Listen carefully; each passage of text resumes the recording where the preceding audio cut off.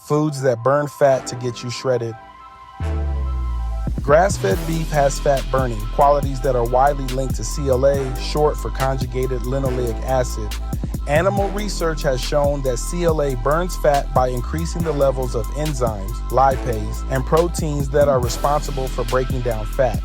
Foods that burn fat to get you shredded. Water generates a process called hydrolytic process. During the fat burning process, the body converts fat into usable energy, which causes fat cells to shrink in size. The stored fatty acids are broken down, which releases energy and converts them into carbon dioxide and water. This metabolic energy conversion also generates heat, which helps to control the body's temperature. Foods that burn fat to get you shredded. Boiled potatoes have resistant starch in it that functions kind of like soluble fiber. It also helps with insulin sensitivity, lowering blood sugar levels, reduces appetite, and various benefits for digestion. The main reason why resistant starch works is that it functions like soluble, fermentable fiber. It goes through your stomach and small intestine, undigested, eventually reaching your colon, where it feeds your friendly gut bacteria.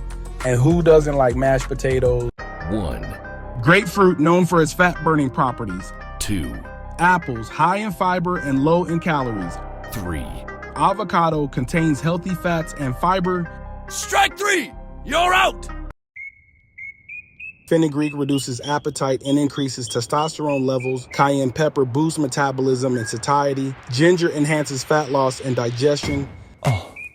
You didn't know that? Excess energy, primarily calories from fat or carbohydrates, is stored in fat cells, triglycerides. This is how your body can conserve energy for future use. Over time, this excess energy leads to a fat surplus, which can have an impact on your body, shape, and health. To lose weight, you must consume fewer calories than you burn. This is known as a calorie deficit.